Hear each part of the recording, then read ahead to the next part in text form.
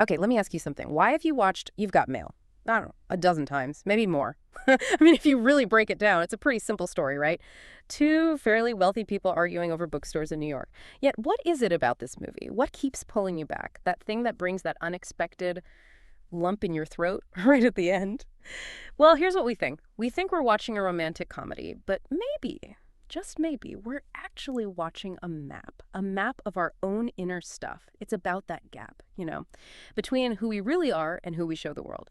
It's about that person who just triggers us intensely for reasons we can't quite name. And ultimately, it's maybe about the sheer terror of being fully seen.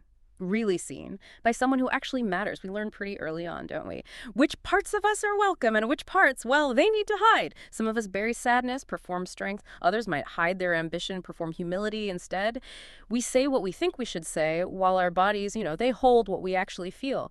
But what happens when the person who knows your deepest written truth? What happens when they stand close enough to notice your voice change, to see the real you? Welcome to the Deep Dive, exploring attachment styles in the movies. Because we believe that through these stories, these movies we love, you can start to uncover your own inner patterns. This is episode 7.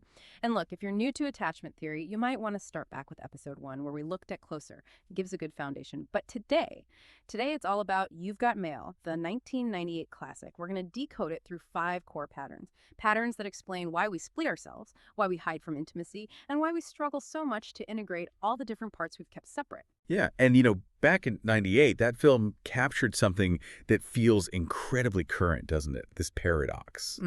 We can type our deepest, most vulnerable truths to strangers online. We can find this profound connection. But then we remain almost strangers to the people we see face to face every single day. Real through screens, but silent in person. So beneath all the witty emails of the bookstore war between Kathleen Kelly and Joe Fox, this film really does reveal, we think, 5 core patterns that are shaping your relationships right now. So that's the mission for this deep dive. We're going to decode them using Kathleen and Joe's journey, and then, importantly, turn the lens back onto your life. Okay, so let's lay them out. The 5 patterns we see playing out, the patterns of the split self that this movie illustrates so well. First, there's work as identity. How much is who you are tied up in what you do? Right. Then number 2, the mirror. And this is all about projection and shadow, why the people who drive us craziest often reflect something buried in ourselves. Your enemies as teachers, basically. Then pattern 3, the dance. That push and pull, the classic approach-withdraw dynamic we see in relationships. Number 4 is a big one, the beloved as terror. Why getting close to the person who matters most can feel, well, terrifying. Yeah. Scarier sometimes than being alone. And finally, pattern 5, which is really where their story starts, digital soul recognition. The unique power and maybe the limitations of finding connection through the safety of distance, through writing. Okay, so where should we start? Maybe with the thing that kicks the whole story off. Let's do it. Let's start with that foundational mechanism, pattern 5, digital soul recognition. Because, they fall in love through writing first, don't they? Before they even know who the other person is in real life. Yeah, absolutely. NY152 and Shop Girl. So the crucial question here is, what does that medium, the email, what does it offer them that face-to-face conversation just can't? Well, control, I think, and safety, huge amounts of safety. When you're typing, you have time to compose your thoughts, time to filter, right? Time to craft how vulnerable you want to be. Yes, exactly. You bypass that immediate performance anxiety, that feeling of being on the spot in a real-time interaction. And online, Joe doesn't have to be Joe Fox III, heir to the Fox Books empire. He's just NY152. And Kathleen doesn't have to be Kathleen Kelly, the owner of the beloved but struggling shop around the corner, the keeper of her mother's legacy. She's just shop girl. Right. The medium strips away all those social markers, those roles that kind of keep them trapped in their daily lives. And that's absolutely critical. Because in those emails, Joe starts confessing things, like the deep loneliness that his success can't touch. That's not something he'd ever say to Patricia, his partner, who was all about image and status. No way. And Kathleen, she admits her uncertainty, her fear about the shot, about living up to her mother's legacy. Stuff she can't really express fully to Frank, her boyfriend, who seems more interested in his typewriter and intellectual pronouncements. Yeah, Frank only really values that kind of intellectual certainty, doesn't he? Exactly. Yeah. So online, they get this really rare combination.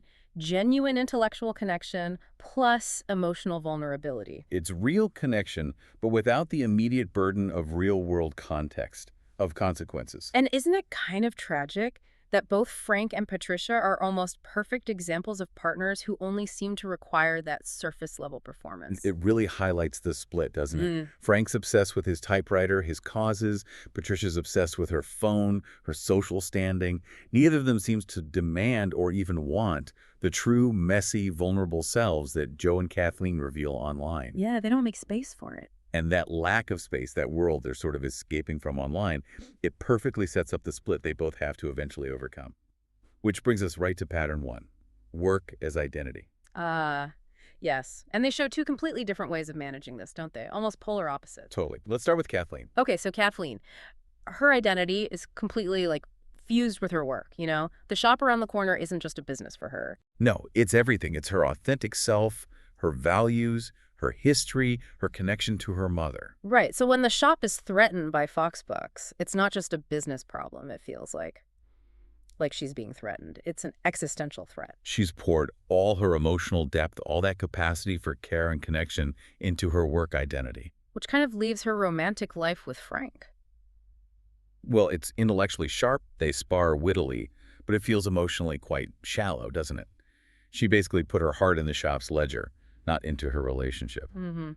Now contrast that with Joe. He's done the opposite. He seems to have completely severed his identity from his work. Yeah, the Fox Books role is inherited. It feels like a costume he puts on. Right. And because it's separate, because it's just business, nothing personal, he can participate in this pretty ruthless expansion. He can destroy small shops like Kathleen's. That compartmentalization lets him keep a distance from the consequences. Professionally, sure, but personally, too. And you see that mirrored perfectly in his relationship with Patricia. Right. Oh, totally. It's all glossy surface, professional performance. They talk business, they gossip, but they never touch the deep stuff. The stuff Joe is actually typing to shop girl. So for you listening, this is a really potent area for self-reflection. Where do you fuse your identity with your role, like Kathleen? Or conversely, where have you had to suppress essential parts of yourself to fit a role, maybe more like Joe? Are you more authentic online but defended at work or in certain relationships? Or maybe it's the other way around, like Kathleen. Maybe you're authentic in your work or your passion, but more guarded when it comes to love. It's a really interesting question to sit with. And that split, that deep gulf between the acceptable self they perform and the authentic self they reveal online. That's precisely why they clash so violently, so instantly, when they finally meet in person. The party scene. Yes, the publishing party. They don't recognize each other from online, of course. They just see, well, an enemy, an opposing worldview. And this is where pattern 2 just explodes onto the screen, right? The mirror. Projection. Absolutely. Joe kind of baits her, doesn't he? Dismissing her shop, her customers, as overly sentimental, nostalgic, stuck in the past. And Hamilton bites back immediately, accuses him of being ruthless, heartless, greedy, only caring about the bottom line. Crush the little guy. They are literally seeing the polar opposite of what they believe themselves to be. But you're saying this isn't just a clash of values. Well, it is, but it's deeper. This is the core mechanism of shadow work, really. We are most intensely disturbed, sometimes even enraged, by qualities we see in others that actually mirror parts of ourselves that we've disowned or repressed. Okay, explain that. How is Joe's ruthlessness mirroring something in Kathleen? She seems the opposite of ruthless. She seems it, but think about it. She's repelled by his corporate ruthlessness because deep down, that reflects her own buried capacity for ambition, for strategy, for the kind of self-preservation she actually needed to survive in that changing market. So she banished that part of herself to stay good. To stay loyal to her mother's ideal, maybe. To remain the gentle, caring bookseller. She exiled the ambition required to truly compete. Okay, I see that. But then, if she banished ambition, why is she fighting so hard to save the shop? Isn't that ambitious? That's a great point. It's subtle. Her ambition is all channeled into preservation, into holding on to her mother's legacy. She's fighting to keep what she has. Not to, ruthlessly expand or pivot or fight fire with fire. Exactly. Now flip it. Joe tells himself he's purely rational, purely strategic. It's not personal. But he's desperately running from his own sensitivity, isn't he? His own longing for meaning, for connection. For the very things his business model is destroying. Right. He dismisses Kathleen's sentimentality as naive, childish even. Yet, secretly, he yearns for exactly that depth, that community feel her little shop represents, the thing Fox Books stamps out. Wow. Okay, so the insight here is The person who makes your blood boil, who triggers you intensely. Often, yes, they're carrying your shadow. They are, in a weird way, a teacher in disguise. They're holding up a mirror to the very parts of yourself you've banished, the parts waiting to be reclaimed so you can become more whole. So Joe needs Kathleen's connection to meaning. And Kathleen needs Joe's strategic edge, his willingness to fight for what he wants in the real world. They hate each other because, unconsciously, they recognize the qualities they need to integrate in themselves.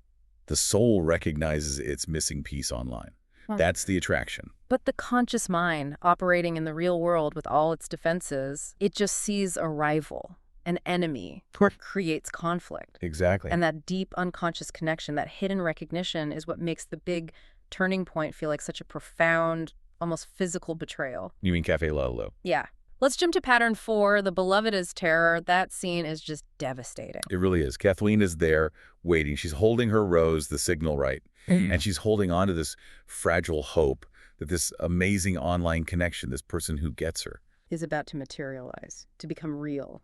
And then Joe walks in, not as NY-152, but as Joe Fox, the man who is actively, methodically dismantling her life, her identity, her mother's legacy. And the realization hits her. This person, the one person she risked showing her deepest fears and dreams to online, is the one person, the only person maybe, she absolutely cannot afford to be vulnerable with offline. It's the collapse of safety. Total system failure. Because the beloved, the person we truly open up to, terrifies us the most, precisely because they matter the most. The stakes of rejection, of misunderstanding are highest right where our desire for acceptance runs deepest. So Kathleen realizes in that awful moment that the context, him being Joe Fox, her being Kathleen Kelly, makes honesty, makes that online vulnerability suddenly incredibly dangerous in the real world. If Joe, the corporate destroyer, the man she spars with anonymously online but hates in person, if he rejects the shopgirl self she revealed. It doesn't just break her heart, it threatens her fundamental sense of being okay, of being acceptable in the world as she is. And that's why so many people, maybe unconsciously, settle for a Frank or a Patricia. Partners who only seem to require the surface performance. You manage the risk by managing the depth. Keep things safer. Yeah. You hide the things that matter most, often from the person who matters most, because the potential pain of rejection there feels unbearable. That terror, that seeming impossibility of reconciling these two identities, the online soulmate and the real-world enemy, that drives the next pattern, doesn't it? The dance, pattern 3. It does. And their dance, initially in person, is pretty straightforward. It's confrontation versus withdrawal. Right. Kathleen approaches. She confronts him with passionate moral outrage about what he's doing. And Joe, he withdraws instantly, uses rationalization, deflection, charm, anything to avoid the direct emotional heat. It's not personal. But online, the roles completely reverse, don't they? Totally. Online, it's Joe who actively pursues the emotional intimacy. He pushes for depth, asks questions, reveals things about himself, showing an uncertainty he completely hides in person. And Kathleen meets that pursuit. She opens up in a way she absolutely does not with Frank. So they're taking turns, pursuing and retreating, approaching and withdrawing. But it depends entirely on which realm they're in, the safer digital space or the more threatening embodied space. So how do they break that cycle? How do they stop the dance? Well, the real transformation doesn't start until everything breaks. Both the shop, her external identity marker, and the illusion of online safety after the Lalo reveal. Right. The shop closes. She gets sick. That vulnerable moment. Exactly. And then Joe visits her with daisies. Not as NY-152, not as the Fox Books mogul, just as Joe, offering presents. And importantly, without an agenda. And without a keyboard to hide behind. That's the crucial turning point. It's the beginning of the repair. Because he's attempting, maybe clumsily, to bring that online vulnerability, that typed truth, into the awkward, embodied physical space between them. He shows up not as the confident heir, but closer to the tender correspondent she knew online. And Kathleen, in her vulnerability, her sickness, she actually allows herself to be seen by him in that state. So it's that rupture Café Lalo, followed by this tentative repair, the illness visit, that allows them to start consciously overcoming their automatic approach withdraw dance. They learn to stay present with the discomfort. Which brings us finally to the Riverside Park ending. The integration. I wanted it to be you. That line. It's so simple, but it lands with the weight of everything they've been through. It integrates all 5 patterns, really. How so? Well, he's saying he wanted the tender, vulnerable correspondent, pattern 5, digital soul recognition, and the sometimes ruthless, ambitious businessman, pattern 1, work identity split, to belong to the same person, the same life. He wanted his hidden sensitivity and his public strategy to coexist. He's integrating his own split. Yes, and he's facing the terror, pattern 4, of revealing that integrated self to the person who matters most. He's stopping the withdrawal dance, pattern 3. And Kathleen, by then, she's lost the shop, that external identity fused with her work. She's free from confusing preservation with her whole purpose. Right, and she's faced her own shadow, her own capacity for anger, and maybe even a little ruthlessness in her feelings towards him. Pattern 2, the mirror, so she can meet him there. Integration for her means she doesn't have to choose anymore. She doesn't have to be either ambitious or caring, strategic or emotional. She can be both. They both can. And that's really the heart of it, isn't it? These 5 patterns we've talked about, they're really just different facets of one central pattern. The split between who we authentically are and who we believe we need to be acceptable, to be safe. Exactly. And they're all interconnected. You can see how the split in your work identity, pattern 1, might make you rely more on digital distance, pattern 5, for true connection. Yeah, or how the quality you despise in the person who triggers you, pattern 2, might be the exact quality you need to reclaim and finally show your beloved, pattern 4, to feel whole and break the dance, pattern 3. It all loops back. So, okay, let's turn the lens fully onto you, the listener, now. If you're wrestling with a relationship pattern or feeling stuck, maybe ask yourself some of these questions. Like, who triggers you really intensely? And what quality in them are you maybe refusing or afraid to see in yourself? What can you say safely in writing, or maybe just in your head, that feels impossible to say face-to-face with someone important? Do you tend to approach or withdraw when things get tough in your closest relationship? What sets off that pattern for you? And the big one, what are you hiding from the person who matters most? Why? What terror lies beneath that? Can you start to see how maybe these 5 patterns or variations of them connect and play out in your life? Because the integration, that sense of freedom and wholeness, it really waits on the other side of allowing these seemingly conflicting truths about yourself to coexist. Okay. You've spent this time with us doing the work, hopefully, of recognizing some patterns, maybe seeing them in Kathleen and Joe, maybe seeing echoes in yourself. But there's maybe one more layer to consider. Yeah, there often is. The patterns you carry, the ways you split yourself or dance around intimacy, they often didn't actually begin with you, did they? Yeah, they get handed down through families, through experiences. And sometimes what keeps you truly stuck isn't just the pattern itself. It's the words that were never spoken. Oof, yeah, like the apology you needed that never came. Exactly.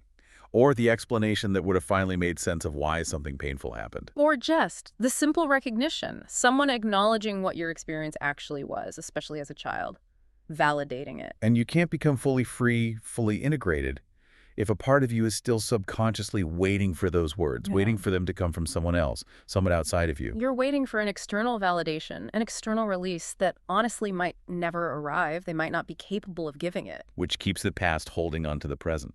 So this is why some people find incredible power, incredible release in writing something like Letters You Were Meant to Hear. Have you heard of this concept? It's about writing letters from the imagined perspective of those people. The parent who couldn't say sorry. The lover who left without a word. The person who shaped you, maybe hurt you, maybe awakened you. You give voice for them, to the words you needed to hear from them. It sounds counterintuitive maybe, but it allows you to finally receive that apology, that explanation, that recognition internally. You give it to yourself. Your healing doesn't actually require their participation or their growth. Your freedom doesn't depend on them changing or finally understanding. You integrate the recognition inside yourself. You give yourself the missing words. So maybe you've got mail, not from NY152 or Shopgirl, not from an external source at all, but from the unfinished business of your own past. An invitation maybe to find the words you needed, give them to yourself, and step into that final, deep freedom of integration. The screen tells their story, but the echo is ours.